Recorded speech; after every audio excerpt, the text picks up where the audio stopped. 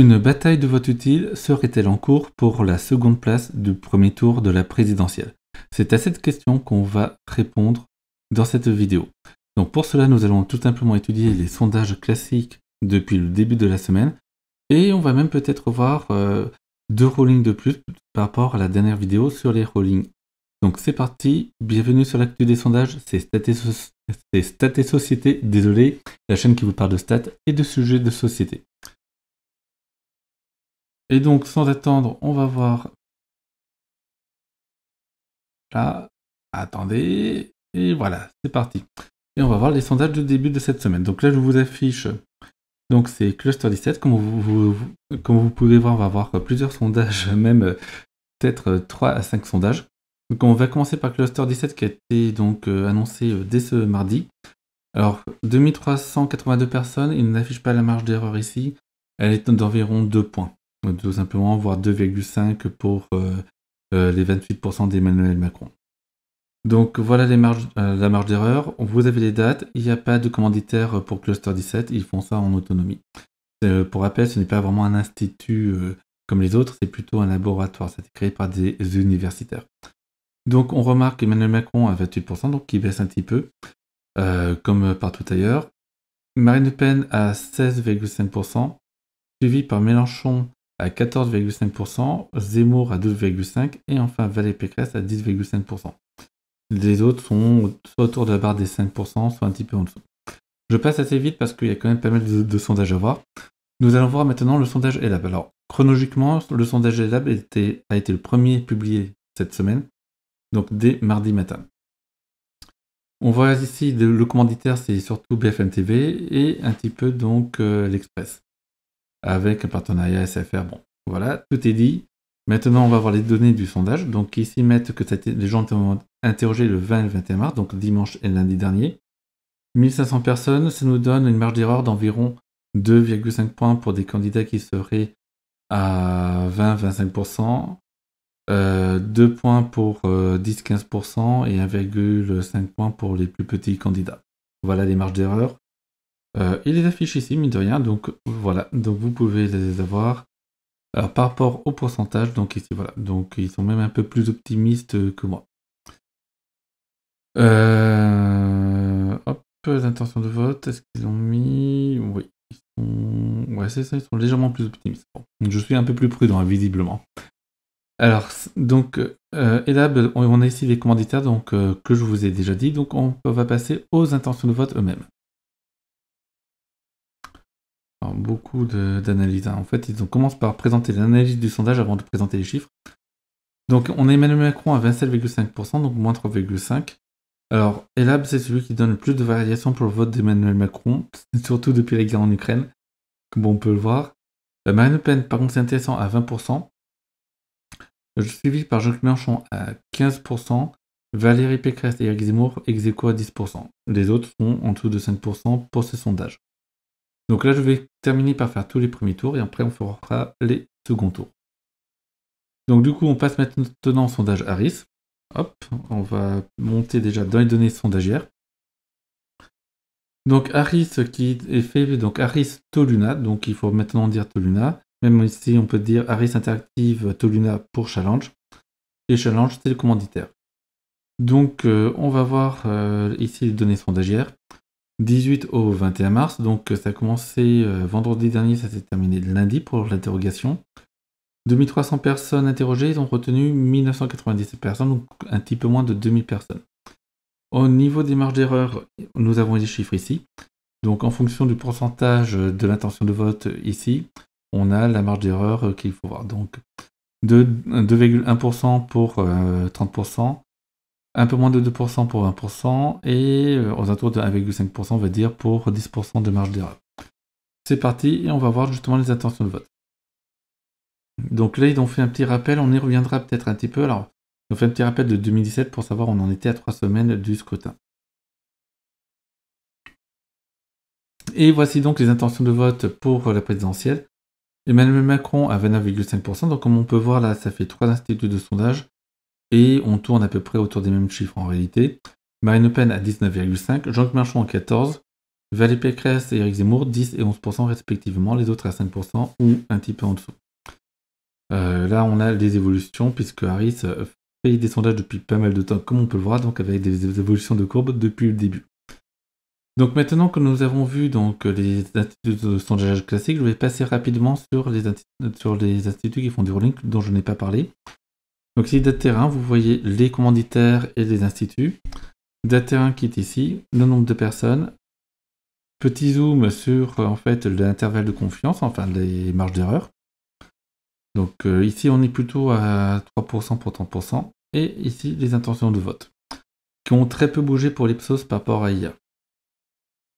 Et on va voir de la même manière donc l'IFOP. Donc IFOP commanditaire par image d'activité de radio, donc voilà. C'est le même principe, hein, c'est environ 1500 personnes par jour.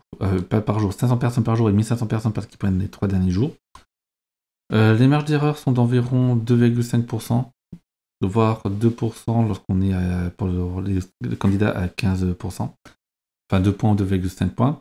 28% pour Emmanuel Macron, 20% pour Marine Le Pen, 14% pour Jean-Luc Mélenchon, 12 et 11% pour Zemmour et Valérie Pécresse. On remarque qu'à la marge d'erreur près finalement, donc là on vient de voir 5 instituts de sondage, y compris Cluster 17 qui était parfois en écart. On a à peu près les mêmes estimations en réalité, donc on est dans les mêmes eaux. Quelques variations pour Zemmour qui parfois est à 10, parfois à 12, mais globalement ça varie assez peu. Donc du coup on va regarder rapidement les seconds tours, donc je vais commencer par les rollings puisque je suis au niveau des rollings. Donc ici 54,5, 45,5, on est revenu vraiment à l'état avant la guerre en Ukraine pour l'IFOP au niveau du second tour, Emmanuel Macron contre Marine Le Pen. Emmanuel Macron contre Valérie Pécresse, 63-37%, pas de commentaires comme hier, toujours un écart très gros. Par rapport à Zemmour, 65,5, 34,5. Et Jean-Luc Mélenchon, 61-39%, donc l'écart ici se resserre. Au niveau de l'Ipsos, donc ils ont testé, alors, bien évidemment, Emmanuel Macron contre Marine Le Pen, 59-41%, donc comme hier, pas de changement. Je passe assez vite parce que c'est beaucoup de sondages et vous allez voir, les chiffres se répètent quand même pas mal.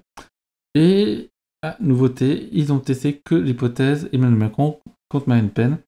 Au vu de ce qu'ils ont trouvé comme intention de vote pour le premier tour, cela se comprend, puisque l'écart, selon eux, commence à être très important entre Marine Le Pen et Jean-Luc Mélenchon. Donc maintenant, on va passer à Harris Interactive. Harris Interactive qui traditionnellement testait beaucoup de second tour. On va voir si c'est toujours la même chose. C'est toujours la même chose. Donc il teste toujours beaucoup de second tour. Donc Marine Le Pen contre Emmanuel Macron, c'est 57-43. Contre Jean-Luc Mélenchon, 63-37. Contre Éric Zemmour, 67-33. Et contre Valérie Pécresse, 66-34. Donc toujours en faveur d'Emmanuel Macron. Donc là encore avec un écart un peu plus resserré pour Marine Le Pen. Mais je crois qu'il me semble que sur Harris Interactive, il y avait eu moins de variations de second tour, notamment entre Marine Le Pen et Emmanuel Macron. Cluster ne fait pas de second tour, donc on passe directement à Elab.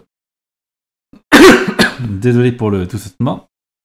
Donc Emmanuel Macron contre Marine Le Pen, 56-44%, donc on revient à des normes, là encore, standards d'avant la guerre en Ukraine. Et est-ce qu'ils ont testé d'autres second tours? Non, même pas. Donc voilà, je suis pas non plus très surpris, parce que là encore, si on regarde leur chiffre de premier tour, les choses semblent être assez jouées, même si voilà. Donc maintenant, on va tout simplement revenir, et puis on va voir ce que ça donne en compilation, et puis on va réfléchir un petit peu sur l'état de la situation. Hop. Et donc du coup, voilà. Donc ici, donc, c'est la compilation des sondages de premier tour depuis début janvier. Jusqu'ici, je vais vous présenter une sorte de fiche PowerPoint avec les photos des candidats, on les voyait un petit peu en ligne. Cette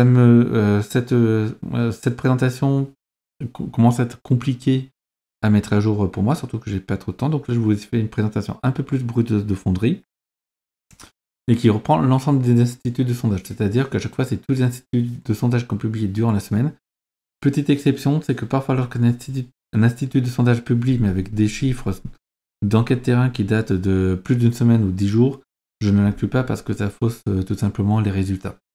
C'est arrivé 2 ou 3 fois depuis le début. Donc comme ça, je vous donne un petit peu les normes, comment je fais, sinon tout le monde y est. Donc là, ce qu'on peut voir, c'est qu'on a évidemment l'effet de la guerre en Ukraine qui se traduit par une grosse poussée pour Emmanuel Macron et une grosse inversion de tendance pour et Éric Zemmour. On voit que depuis maintenant 10 jours, 2 semaines, les effets de la guerre en Ukraine s'estompent, donc c'est moins présent de l'actualité. Les choses semblent s'être stabilisées un petit peu sur le terrain là-bas, enfin stabilisées, donc voilà.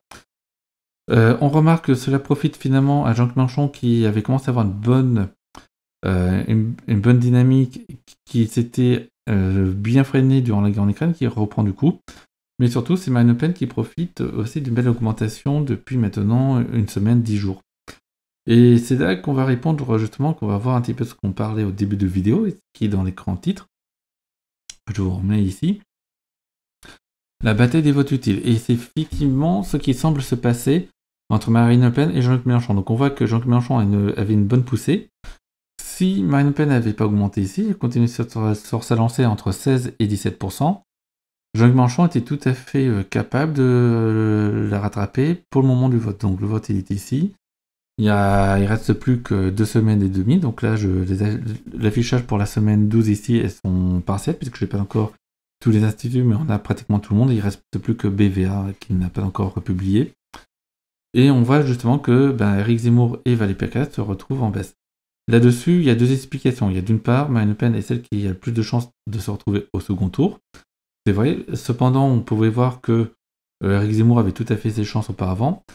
Et on peut voir aussi, c'est que c'est celle dont les sondages en cas de second tour sont les moins négatifs. C'est comment ça veut dire, elle n'est pas du tout favorite, puisqu'elle est quand même donnée largement battue par Emmanuel Macron, malgré tout, mais c'est la seule qui fait plus de 40% face à Emmanuel Macron au second tour de la présidentielle dans les sondages en ce moment. Donc du coup, elle bénéficie d'une sorte de vote utile. Et pour Jean-Luc Mélenchon, c'est exactement la même chose, c'est le seul à pouvoir être au second tour. Et le fait qu'à un moment donné, on pouvait se dire que, comme il était seulement 3-4 points derrière Marine Le Pen qui restait 4 semaines, Jean-Luc Mélenchon pouvait tout à fait être au second tour à la place de Marine Le Pen avec la bonne dynamique qu'il avait. Il a évidemment cette bonne dynamique, mais comme on peut voir, la dynamique de Marine Le Pen fait que cette échéance s'éloigne. Et c'est là qu'on a une petite bataille, c'est-à-dire que le vote utile de gauche contre le vote utile, on va dire, d'extrême droite, donc en faveur de Marine Le Pen. Et du coup, on voit que finalement, le vote utile à l'extrême droite fait que Marine Le Pen n'est pas trop en danger face à la montée de Jean-Luc Mélenchon, elle est même plutôt dans une situation confortable. D'où là la bataille de vote utile qui est plutôt remportée par Marine Le Pen pour le moment. Alors, il est possible qu'il y ait un faux pas de Marine Le Pen, mais comme on voit, c'était même un autre titre possible de la vidéo. Est-ce que les jeux sont faits ? Et j'avais tendance à dire oui, donc je vous en avais déjà fait part il y a quelques semaines, que vraiment cette élection,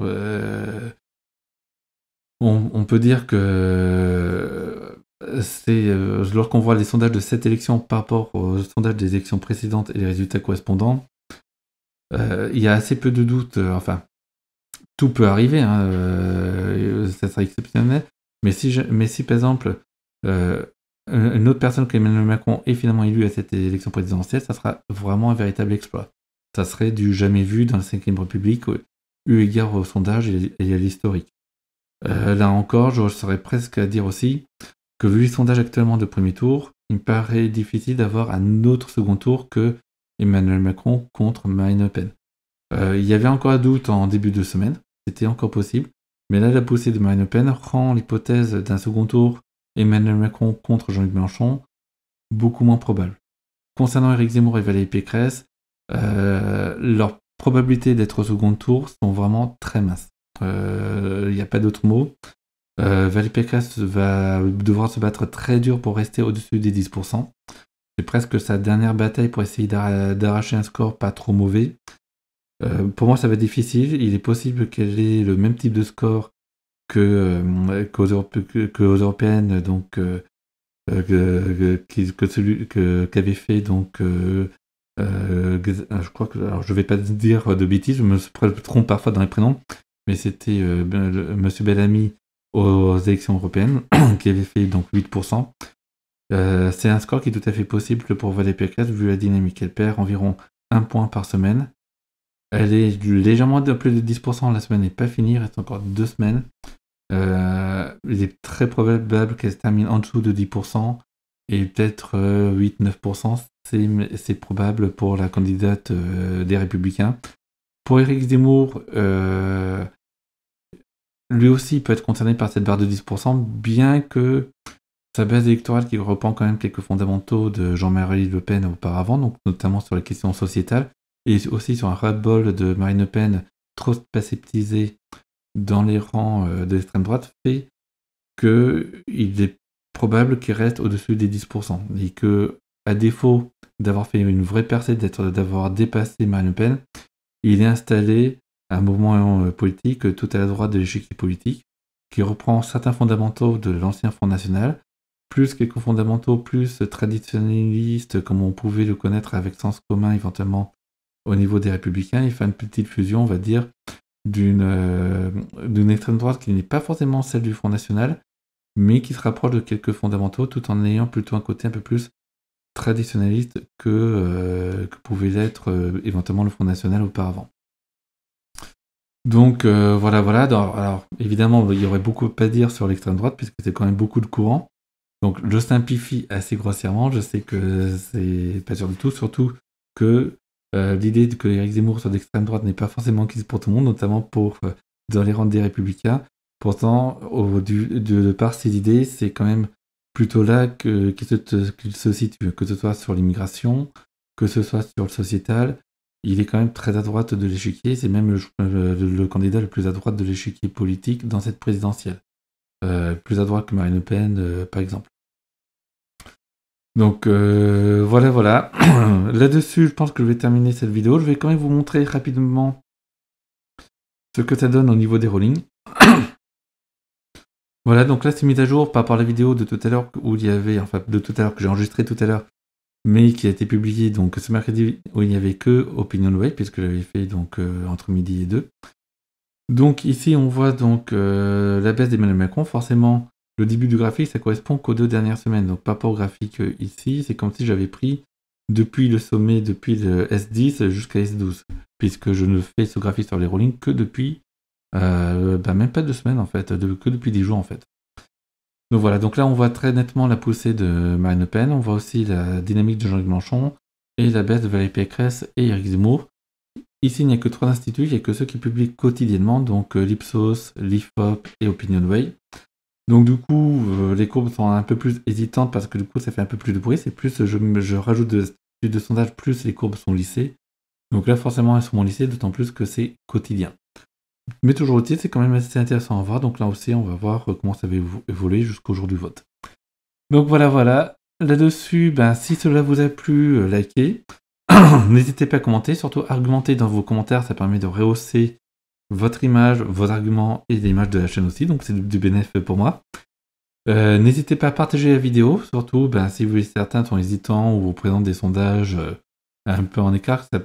Mais le but de mes vidéos, c'est d'avoir un tableau d'ensemble des sondages, pas seulement d'avoir juste le sondage qui plaît à tel candidat. Je ne présente pas des sondages de type Cotme ou les sondages ou les vrais sondages en Suisse ou les sondages purement participatifs parce que cela ne respecte pas des méthodes qui sont éprouvées. souvent, il y a évidemment des personnes vont dire oui, ils sont mieux, etc. Dans la pratique, lorsqu'on regarde les élections passées, ils n'ont jamais été plus fiables que les autres sondages, y compris en 2002. Donc voilà. Donc là-dessus, ça s'achève cette vidéo. Je vous souhaite une bonne soirée. Je vous dis à ciao, bye bye. Au revoir.